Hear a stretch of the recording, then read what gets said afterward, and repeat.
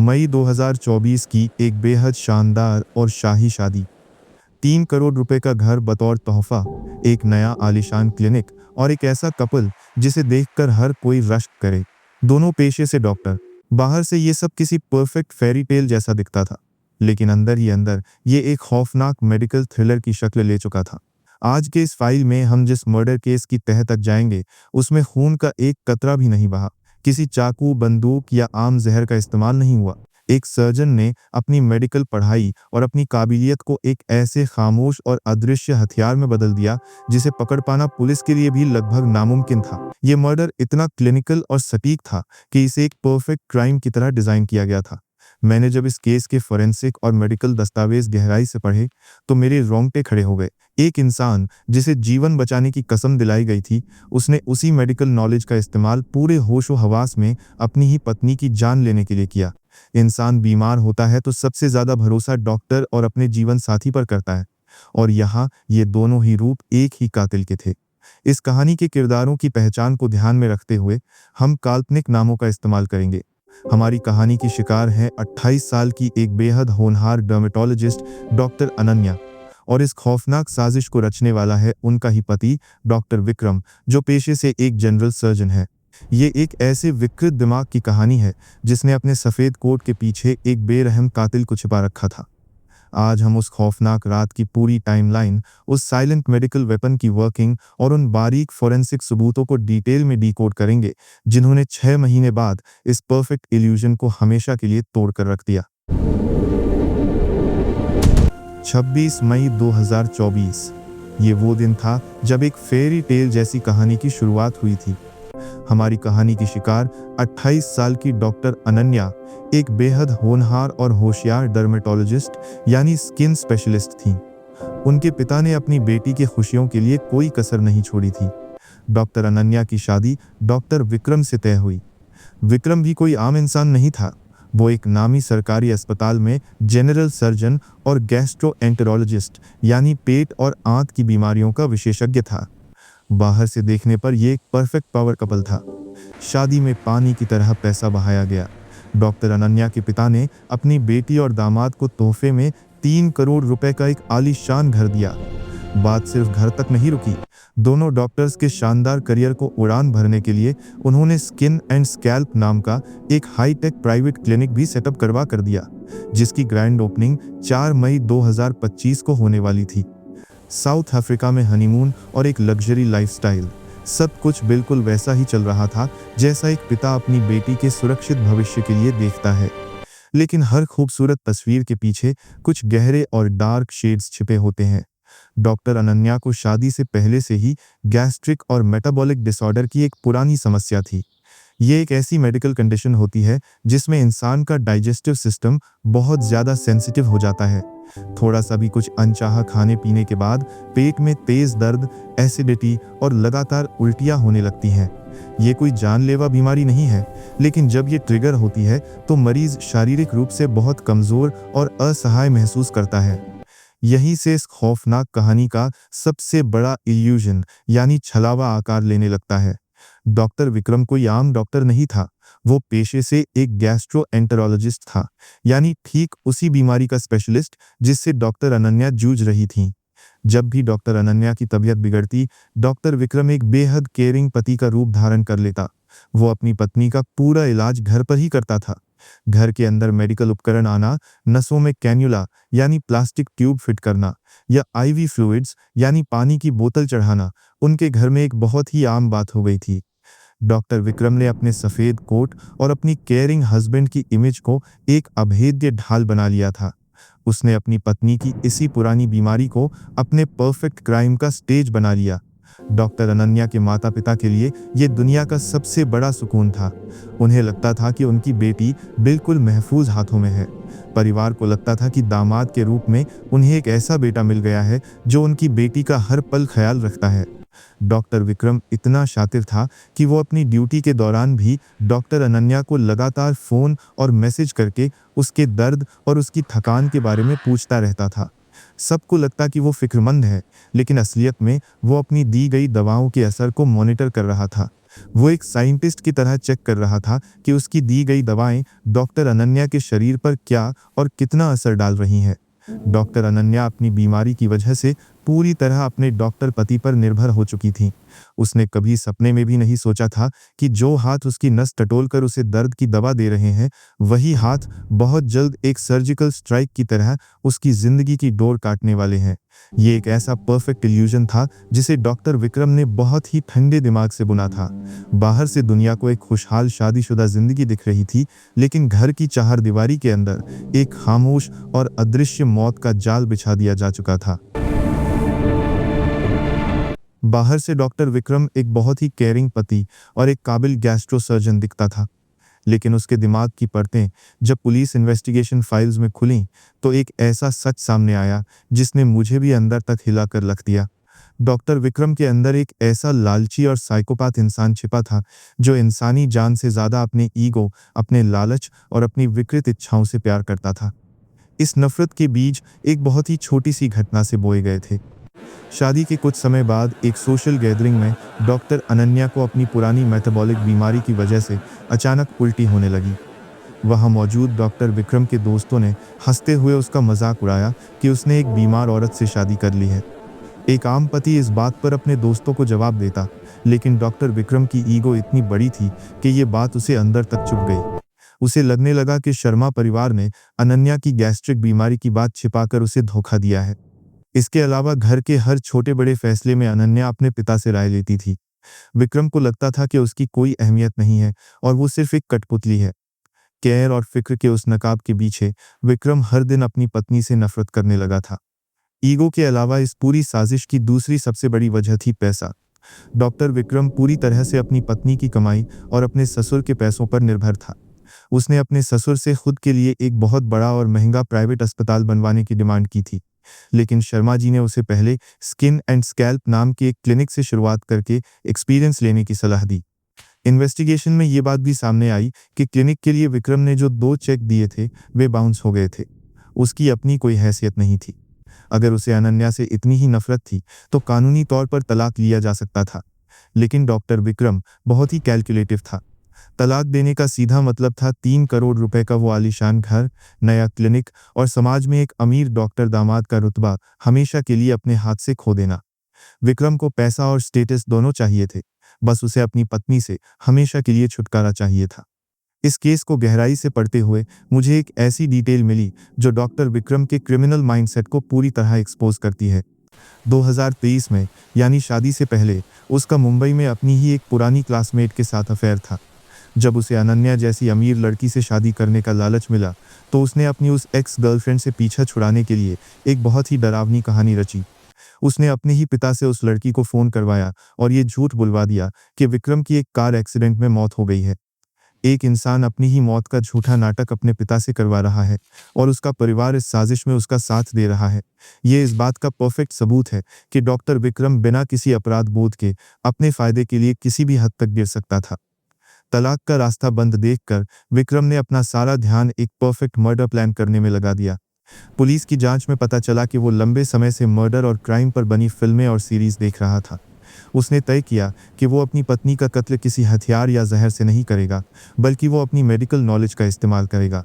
वो अपनी ही पत्नी की पुरानी बीमारी को एक ढाल बनाएगा और उसे ऐसी मौत देगा जिसे दुनिया हमेशा एक नेचुरल डेथ मानती रहेगी। जब मर्डर का इरादा पक्का हो गया, तो डॉक्टर विक्रम ने एक ऐसे हथियार की तलाश शुरू की जो ना तो खून का कोई निशान छोड़े और ना ही आम पोस्टमार्टम रिपोर्ट में आसानी से पकड़ में आए। एक सर्जन होने के नाते उसे किसी बाहरी हथियार या आम जहर की कोई ज़रूरत नहीं थी। उसने अपनी मेडिकल नॉलेज का इस्तेमाल किया और एक ऐसा अदृश्य और खामोश हथियार चुना जिसका नाम है प्रोपोफॉल।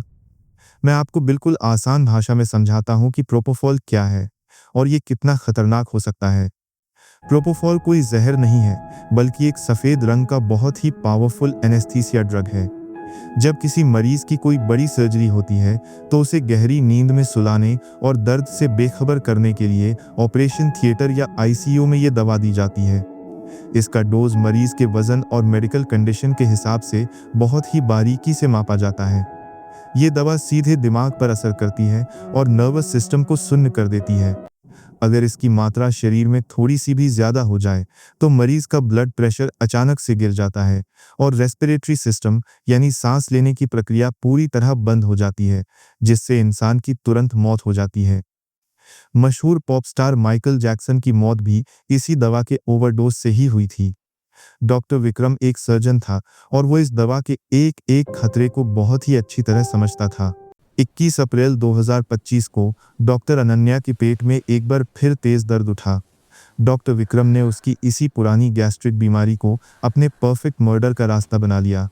उसने अनन्या से कहा कि वो घर पर ही उसका इलाज करेगा और उसे दर्द कम करने का इंजेक्शन देगा। विक्रम ने घर पर ही अनन्या के पैर की नस में एक कैन्युला फिट कर दिया। कैन्युला एक पतली प्लास्टिक की ट्यूब होती है जिसे नस में लगा दिया जाता है ताकि बार बार सुई न चुभोनी पड़े और दवा सीधे खून में जाती रहे। विक्रम ने कैन्युला हाथ की नस में नहीं बल्कि पैर की नस में लगाया था। इसके पीछे एक बहुत ही खौफनाक और सोची समझी साइंटिफिक वजह मौजूद थी।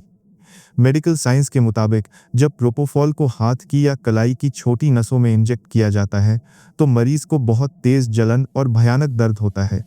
इसके विपरीत पैर की नसें बड़ी होती हैं, वहां ये दवा जाने पर दर्द काफी कम महसूस होता है।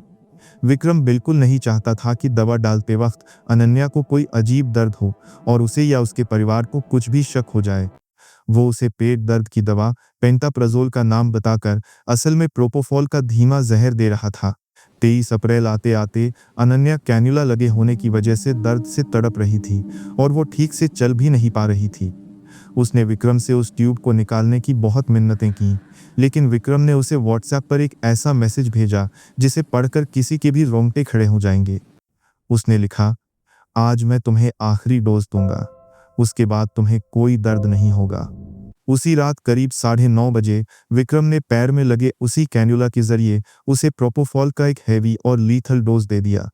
दवा ने खून में मिलते ही अपना काम शुरू कर दिया और अनन्या एक ऐसी गहरी नींद में चली गई जिससे वो कभी नहीं उठ पाई।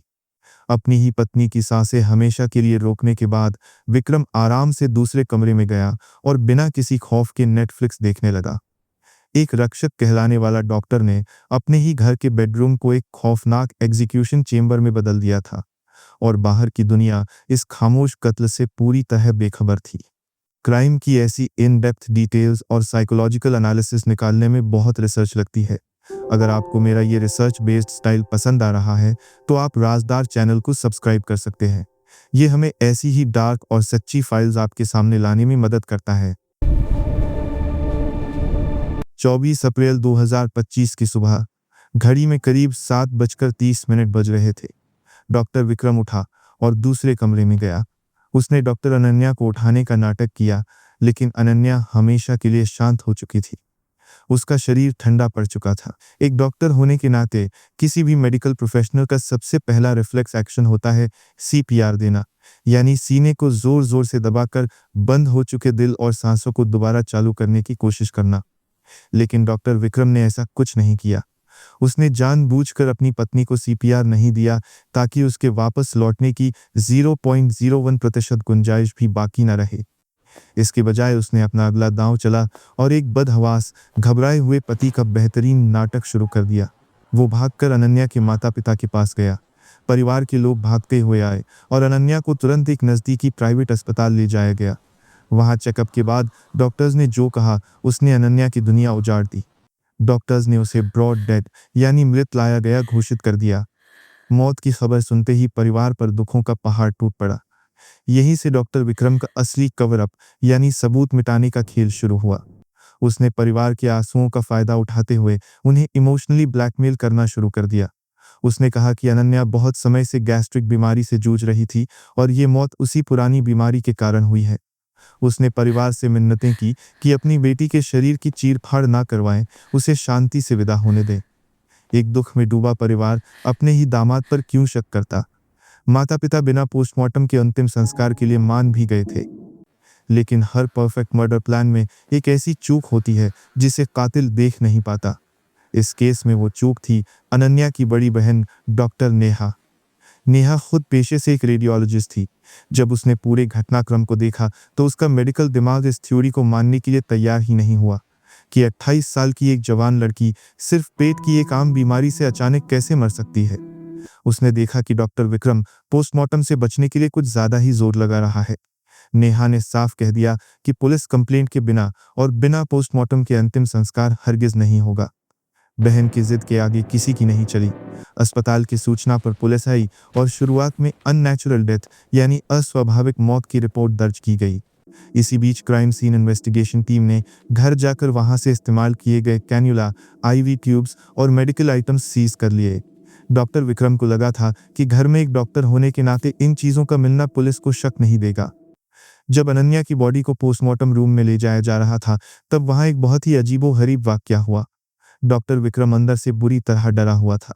उसे डर था कि कहीं फोरेंसिक डॉक्टर्स को शरीर में प्रोपोफॉल के निशान न मिल जाएं। अपनी इसी घबराहट में उसने पुलिस से पोस्टमार्टम रूम के अंदर जाने की जिद की। वो अपनी आंखों से देखना चाहता था कि डॉक्टर्स को क्या सुराग मिल रहा है, लेकिन पुलिस ने उसे सख्ती से वहां से भगा दिया। पोस्टमार्टम पूरा हुआ और अनन्या के अंगों के विसरा सैंपल्स फोरेंसिक साइंस लैबोरेटरी भेज दिए गए। जब शुरुआती पोस्टमार्टम रिपोर्ट आई तो उसमें मौत की कोई भी स्पष्ट वजह सामने नहीं आई, क्योंकि प्रोपोफॉल जैसी एडवांस दवाएं आम पोस्टमार्टम में आसानी से नहीं पकड़ी जाती। रिपोर्ट नॉर्मल देखकर डॉक्टर विक्रम ने गहरी चैन की सांस ली। उसे पूरा यकीन हो गया था कि वो पुलिस, परिवार और मेडिकल साइंस तीनों को चकमा देकर एक परफेक्ट मर्डर करने में पूरी तरह कामयाब हो गया है। डॉक्टर अनन्या की मौत को पूरे 6 महीने बीत चुके थे। ये 6 महीने का वक्त डॉक्टर विक्रम के लिए आज़ादी का जश्न था। उसे लगने लगा था कि उसने मेडिकल साइंस और कानून दोनों को बेवकूफ़ बना दिया है और एक परफेक्ट मर्डर को सफलतापूर्वक अंजाम दे दिया है। वो अपनी पत्नी की मौत का शोक मनाने के बजाय एक नई जिंदगी की शुरुआत कर चुका था।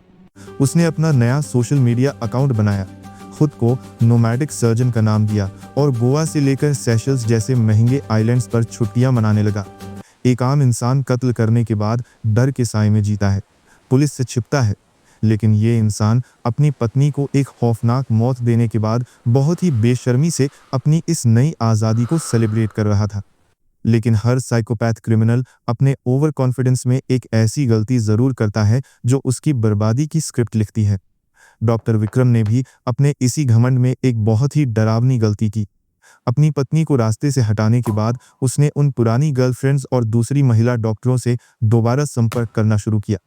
जब इन महिलाओं ने उसके इरादे देखकर उसे ब्लॉक कर दिया तो डॉक्टर विक्रम की ईगो को भारी चोट पहुंची। उसने संपर्क करने के लिए एक ऐसा रास्ता चुना जो पुलिस के लिए सबसे बड़ा सुराग बन गया। उसने डिजिटल पेमेंट ऐप फोन पे का इस्तेमाल करके इन महिलाओं को मैसेज भेजने शुरू कर दिए। उसने फोन पे पर एक ऐसा मैसेज लिखा जिसे पढ़कर आज भी पुलिस इन्वेस्टिगेटर्स की रीढ़ की हड्डी में सिहरन दौड़ जाती है। उसने लिखा था, I killed my wife for you, यानी मैंने तुम्हारे लिए अपनी पत्नी को मार दिया है। ये उस विकृत दिमाग का चरम अहंकार था जिसे पूरा यकीन था कि कोई भी इन्वेस्टिगेशन एजेंसी उस तक कभी नहीं पहुंच पाएगी। लेकिन डॉक्टर विक्रम एक बहुत बड़ी बात भूल गया था कि इंसान झूठ बोल सकता है, लेकिन विज्ञान कभी झूठ नहीं बोलता। 13 अक्टूबर 2025 का दिन इस खामोश और शातिर कातिल के लिए कयामत बनकर आया। जिस फोरेंसिक साइंस लेबोरेटरी से वो बच निकलने का दावा कर रहा था, उसी ने 6 महीने के लंबे प्रोसेस के बाद अपनी फाइनल बिसरा रिपोर्ट पुलिस को सौंप दी। यहाँ मैं आपको इस रिपोर्ट की एक बहुत ही बारीक और महत्वपूर्ण वैज्ञानिक सच्चाई बताता हूँ। प्रोपोफॉल नाम का ये ड्रग लिपोफिलिक होता है। मेडिकल भाषा में इसका सीधा सा मतलब है कि ये केमिकल शरीर की चर्बी यानी फैट में जाकर गहराई तक छिप जाता है और खून में बहुत धीरे धीरे रिलीज होता है। इसी बारीक प्रॉपर्टी की वजह से 6 महीने बाद भी ये फोरेंसिक जांच की एडवांस मशीनों में आसानी से पकड़ा गया। एफएसएल रिपोर्ट में बहुत ही साफ शब्दों में लिखा था कि डॉक्टर अनन्या के शरीर के कई प्रमुख अंगों में प्रोपोफॉल के जानलेवा ट्रेसेस भारी मात्रा में मौजूद है। रिपोर्ट ने इस बात पर पक्की मोहर लगा दी कि डॉक्टर अनन्या की मौत किसी भी पुरानी गैस्ट्रिक बीमारी से नहीं, बल्कि एक बहुत ही कैलकुलेटेड और हेवी एनेस्थीसिया के ओवरडोज से हुई है। ये रिपोर्ट उस परफेक्ट मर्डर इल्यूजन के ताबूत में आखिरी कील साबित हुई। 6 महीने तक जिस कत्ल को पुलिस और परिवार एक नेचुरल डेथ मान रहे थे, वो अब पक्के वैज्ञानिक सबूतों के साथ एक फुल प्रूफ मर्डर केस बन चुका था। क्राइम सीन से बरामद हुए कैन्युला और आईवी ट्यूब्स ने इस एफएसएल रिपोर्ट के साथ मिलकर एक ऐसी गवाही दी जिसे कोई भी वकील झुठला नहीं सकता था। डॉक्टर विक्रम का बहुत ही बारीकी से बुना हुआ वो छलावा अब हमेशा के लिए टूट चुका था और सफेद कोट के पीछे छिपे एक कातिल का असली चेहरा बेनकाब हो गया था।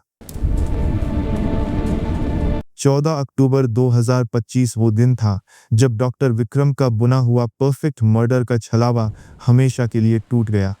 पुलिस ने उसे उडुपी से गिरफ्तार कर लिया। जब उसके फ़ोन और लैपटॉप की फॉरेंसिक जांच हुई तो वो खौफनाक मैसेज भी दुनिया के सामने आ गया जिसे उसने पेमेंट ऐप पर दूसरी महिलाओं को भेजा था। मैंने तुम्हारे लिए अपनी पत्नी को मार दिया। क्राइम सीन से बरामद हुए कैन्यूला, आईवी ट्यूब्स और 6 महीने बाद आई उस एफएसएल रिपोर्ट ने यह साबित कर दिया कि ये गैस्ट्रिक बीमारी से हुई मौत नहीं बल्कि मेडिकल साइंस का इस्तेमाल करके किया गया एक क्लिनिकल कत्ल था। एक इंसान जब बीमार होता है तो दुनिया में सबसे ज्यादा भरोसा अपने जीवन साथी और एक डॉक्टर पर करता है, लेकिन यहाँ एक रक्षक ने अपनी ही मेडिकल पढ़ाई और अपने सफेद कोट को एक अदृश्य हथियार बना लिया। ये मर्डर किसी अचानक आए गुस्से में नहीं बल्कि पूरे होशो हवास में बहुत ही ठंडे दिमाग से किया गया था। डॉक्टर विक्रम ने मर्डर के बाद जानबूझकर अपनी पत्नी को सीपीआर तक नहीं दिया था ताकि उसके वापस लौटने का 1% चांस भी बाकी न रहे। अगर आपको मेरा ये वीडियो पसंद आया है तो आप राजदार द क्राइम फाइल्स को सब्सक्राइब कर सकते हैं। आपका ये सपोर्ट मुझे ऐसी ही डार्क और सच्ची फाइल्स पूरी गहराई के साथ आपके सामने लाने में मदद करता है। मैं बहुत जल्द लौटूंगा एक नई केस फाइल के साथ। सुरक्षित रहें। जय हिंद।